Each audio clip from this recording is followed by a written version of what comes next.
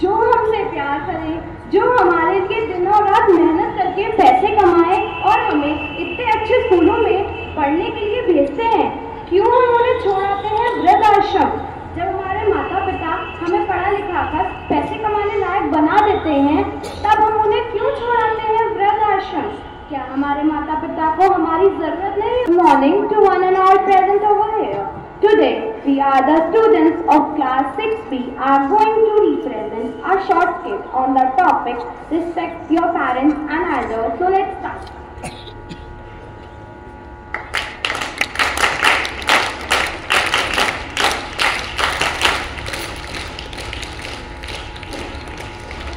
जब हम छोटे होते हैं तो हमारे माता पिता क्या कुछ नहीं करते, हमें पालते हैं, हमें संभालते हैं और हमारी सारी ज़रूरतों को पूरा करते हैं।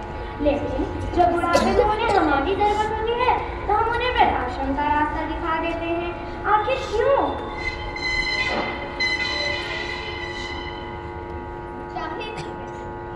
चाहे लाख करो तुम पूजा और तीरथ करो 1000, मगर माँ बाप को ठुकराया तो सब कुछ है बेकार।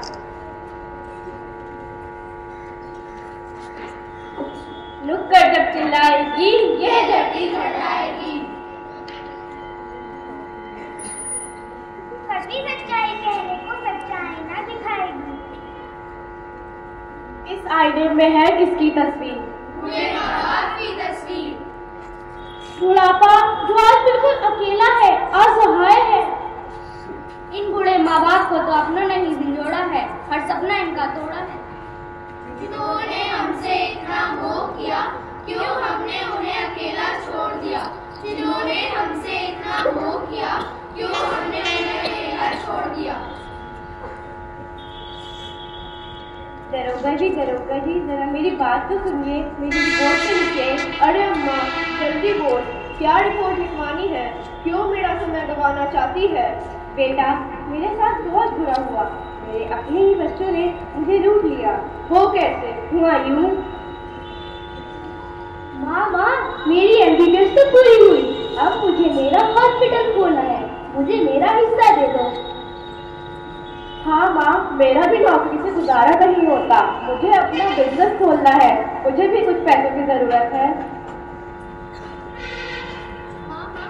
मैं भी तो तुम्हारी ही बेटी हूँ, मुझे भी विदेश जाने के लिए पैसों की सब जरूरत है। Yes. अरे ये क्या? मेरे अपने ही बच्चों ने मुझे धोखा दिया, मेरा सब कुछ छीन कर मुझे अकेला छोड़ दिया। अरे अम्मा, बात मेरी मान, जा अपने घर और इस समाज से डर। अपनी ही औलाद के खिलाफ जाएगी तो 2 वक्त की रोटी कैसे खाएगी?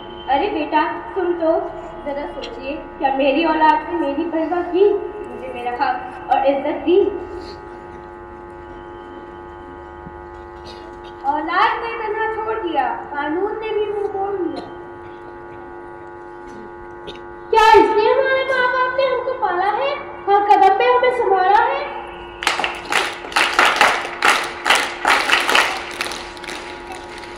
एक पिता जिसके लिए जीना मरना एक सजा है।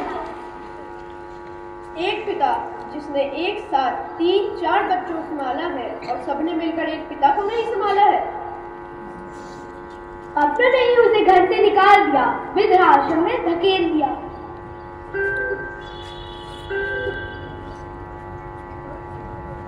अरे पिताजी, क्यों बार-बार फोन मिला रहे हो? बेटा, किसी दिन आकर मुझसे मिल ही जाओ। ठीक है, टाइम मिला तो मिल लूंगा। और बताओ, सब ठीक तो?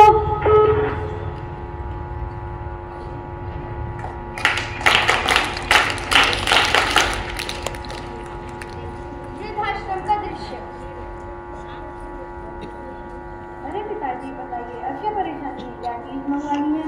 बेटा, तुम्हारी कमी के अलावा मुझे गद्दे, एसी और फ्रिज की कमी तुम्हारी है। क्या?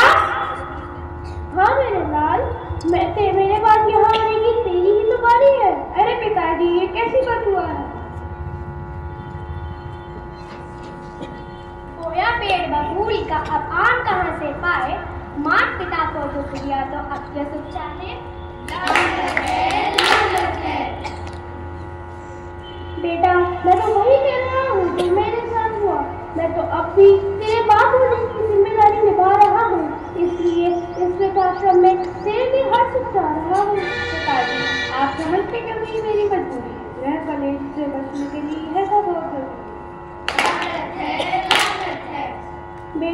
तूने बहुत अच्छा किया जब उसे यहाँ छोड़ दिया, उसे जैसे औरों को भी उनसे जोड़ दिया। हम सब एक दूसरे के संग समय बिताते हैं, अपनी बात एक दूसरे को बताते हैं, हार न मानो जीवन में एक दूसरे को समझाते हैं। अब भी हम सब में इतना है दम कि जिंदगी से मिलाकर कदम से कदम पूरा करेंगे अपना सफर। बेटा तू इस बात से मत डर, मैं वापस तेरे घर नहीं आती, किंतु याद रखना बुढ़ापा एक बार आकर वापस नहीं जाता, बुढ़ापा एक बार आकर वापस नहीं जाता।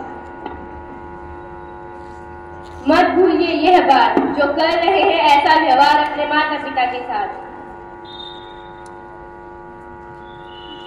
उनको सबक सिखाएगी उनकी अपनी औलाद।